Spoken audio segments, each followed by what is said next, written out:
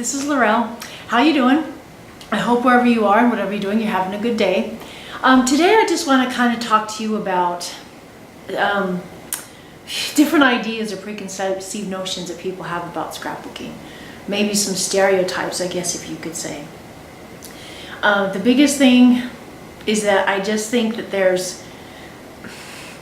doesn't need to be any hard and fast rule about who gets to scrapbook, or you shouldn't feel embarrassed if you want to scrapbook and you don't think like you're in the right age group or whatever it is.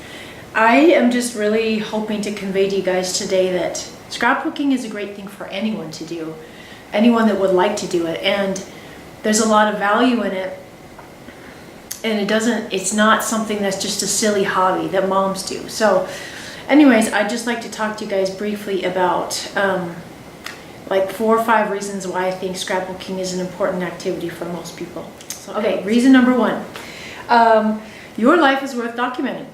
Now, some people think that their lives are too boring or that they don't do anything of significance or whatever, but I think the meaning in our lives is not found in the big things that we do. I mean, it's fun when we get to go on a fabulous trip, or, you know, we accomplish something cool at work, or whatever else it is, our kid gets a special award, and those are great. But I also think that, you know, family game night is a really fun thing to document, or, you know, like if you're carving pumpkins, that Halloween just came and went, and that's always a fun thing of ours that we like to scrapbook. Or, you know, maybe you're just out taking a walk with a good friend or with a spouse or someone, and I just think there are opportunities to take pictures of all those small little things, meal times, and all those things that we might consider mundane are the things that we actually end up really looking back on and cherishing. In a previous video, I showed you a couple of my 12 of 12 pages. That is not my original idea, but and I can give you a link to Susan Cuter, to her, because it's her idea. But the premise behind it is every 12th of the month you take photos of just things you're doing, eating breakfast, you know, getting the kids off to school, or maybe going to work, taking pictures of your coworkers, or you know, stopping at the grocery store, or just all the little things that you do throughout the day. And you might not think that it's very exciting, but when I look back at our family life that I've documented through those 12 of 12 scrapbook pages, there are little things that I forgot, you know, like a certain toy one of my kids was playing with, or the newest gadget my husband was into since he likes electronics, or you know, and I've had my kids lose teeth on those random days, or just whatever. But it was really neat to have those photos. And then what you do is you pick your 12 favorite and you scrapbook those on a page. That's why it's called 12 of 12. So anyways, that's a fun thing to do. But I just encourage you to think about the things that you do every day, because even trends we follow, or like certain outfits we have, or whatever else it is, in a few more years, you'll feel forgotten about it. And if you document those things, then you get to go back and remember and look at those again. Okay, number 2. You don't have to be a stay-at-home mom to scrapbook. You don't have to be, or a mom at all. You don't have to have kids. You can be outside of the traditional family structure, I think, and you can still find things to scrapbook and enjoy it. Let's see, 20 or so years ago, I would say I worked at a scrapbooking store here in town. And at that time, my husband and I didn't have children. We were kind of going through a thing with infertility, and it was just kind of a long and a painful process, and just emotionally really hard. And I took delight in scrapbooking the things that he and I did as a couple. You know, we took dance lessons together, ballroom dance lessons, which was really fun. We went on some great vacations. We went on a cruise.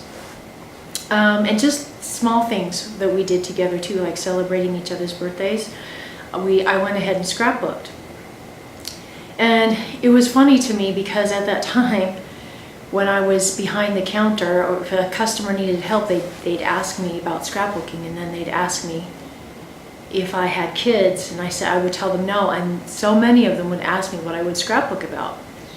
And that used to really irk me, and I tried really hard to be nice about it. But just because you're not a parent, or maybe say you're an empty nester, or in just some situation where you had children at one time but they're not with you now, you still can scrapbook those aspects of your life. And I just think that it's a mistaken idea for people to think that because you don't have a family full of kids that you can't scrapbook. I mean, even just as a sibling yourself, or part, you're part of a family too, or maybe even just a group of friends, there are still many things worth scrapbooking. And I would encourage you to just start documenting things. And even if it's just like you writing on a page and then just gluing a few pictures on, or even if you're going to do if you just want to keep like a journal and glue some pictures in it, or if you want to scrapbook digitally like I do, they don't have to be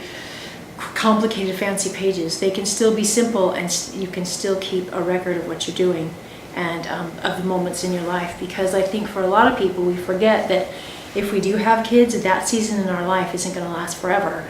And then it's going to be us, or us and our spouse, or whatever the situation may be. And so we don't just document our kids and their life and not do anything on ours. At least that's how I feel. I feel like we all have a story to tell, and it's important to document those things. So, number 3. All right. So here's the flip side of that. So if you have children, I think it's good to scrapbook so that they can see you're somebody other than this person who does stuff for you. Like for me, in my life, sometimes I feel like the mommy robot.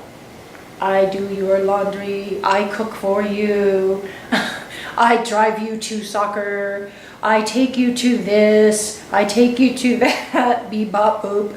And what I mean by that is, sorry for the little silly outburst there. What I mean by this is that for a while at least, my kids had kind of a preconceived notion of what they thought that my role in the family was and what I did. And sometimes they don't think of me as a person. They think that my hobbies include making them dinner and cleaning up their dirty laundry. And while I don't mind doing those things. I mean, that's part of my job as a stay-at-home mom. That's not who I am. I don't live to clean socks and to bake casseroles and things like that. I like to cook my family healthy meals and things like that, but that's not the only thing that I do, and it's not like at the top of my interest list. I do those because they're things that my family needs. So when I showed them pictures of my husband and I, taking swim lessons before we were married, or the fact that we traveled, or, any of the things that we did before we became parents, I think it's important for them to see us as people and not just their parents, quote unquote. And, I'm glad that they look to us as caretakers and people that love them and care for them. But at the same time, for myself, it's important that they know that I have outside interests and that I like to do other things. And so, okay, reason number 4 that I think scrapbooking is good for everyone who is interested is basically we all forget stuff. Sometimes, like, especially when you go on a trip, like my husband and I went to Europe in the early 2000s, and there were so many places we visited every single day. There were cute little churches, there were museums, there were castles, there were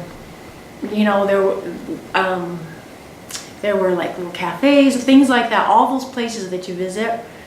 And one of my coworkers that I used to work with when I was at the scrapbook store, she told me that she would always keep a journal when she's on a trip, and each day, at the end of each day after they came home came back to their hotel or wherever they were staying, she'd jot down the names of the places they visited, the things they did, any other information like that, because it's really, really hard to remember all those things. And I was back looking through my Europe scrapbook just a little bit ago, and I was amazed at how many of those places I forgot their names and the little details. And I remembered a lot of them just from my memory, but it's nice to have those things written down and to look back and say, oh yeah, I was there, I went there, and I almost forgot this and that and the other. And the same is true with just stuff that me and my husband did and our family, just the small little things. When I look back over some of my older scrapbooks, my pages with my kids and things, I remember certain toys they used to play with and things like that. Like when my youngest had this really weird dog toy. It was a stuffed dog, and it would sing "You Light Up My Life." And he figured out how to, after a certain time, he learned how to squeeze the belly of the dog himself to get him to sing that song. So, and that was just a really funny stage. I mean, it kind of drove me crazy at the time, but now that I look back, I think it's completely hilarious. And that's not something I'd like to forget. So, okay. Number 5, reason number 5, I think scrapbooking is for everyone. I think that it's important also to scrapbook not only the happy stuff, but the things that are real hard, that are difficult, that we go through. I've seen a lot of buzz on Facebook itself, on different websites, that write articles, that provide news, how we're creating this effect as a society that, we're only posting our best pictures, our happiest moments, things like that onto Facebook and Twitter and all this other social media. And it can be discouraging for people. And I don't see anything wrong with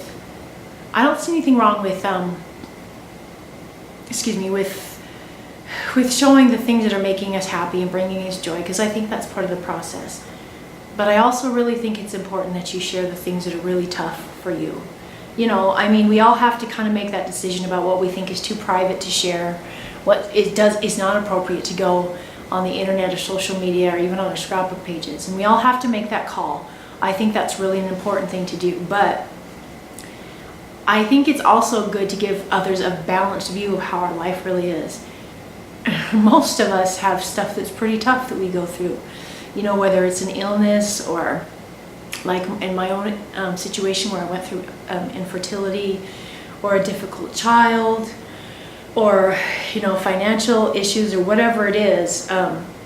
Just sometimes things happen that we don't anticipate. And if you feel like it's appropriate to scrapbook, if it's something that you feel like you should share, I think we should include some of that.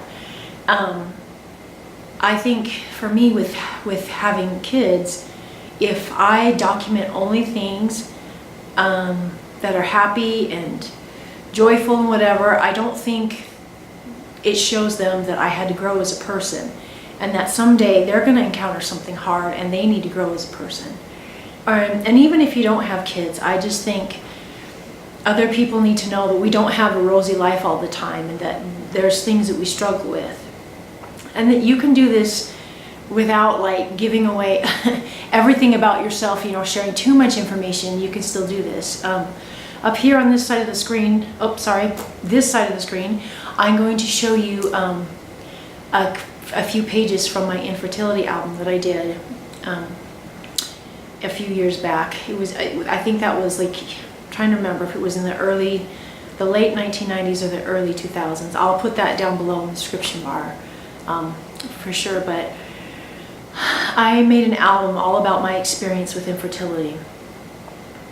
And it wasn't, it was kind of hard sometimes because it was painful to document that. But at the same time, it really had a cathartic effect. As I was doing it, it allowed me to release that sadness I had about going through all of that, and the doctor visits and all the needles that I had to be poked with, as I got treatments, and the disappointment that would happen every month when we found out, that nothing had happened and I didn't get pregnant or whatever else, just different various aspects of that. And I talked about the things that were hard, and I also talked about the good things and the blessings that I saw in my life at that time. And even if you do it for no one else other than yourself, I think you are. It really helps you look back on your life and see that despite that there have been things that have been hard, that you've also had a lot of good and a lot of blessings in your life. And I think that's if for nothing else than that, I think it's a great exercise for you to do to create a balanced view of how your life is, and not just one that's rosy and all rainbows and stars. So anyways, I hope you guys enjoyed this video. I'll put a link in the description bar so you can see to a website that'll take you to all of my that'll show you my whole infertility album, so that you guys can see all the pages if you're interested. Anyways, if you guys have any questions, please leave me a comment and let me know. Otherwise, I hope you'll have a great day. I hope you guys will like and subscribe, and I'll see you later. Bye.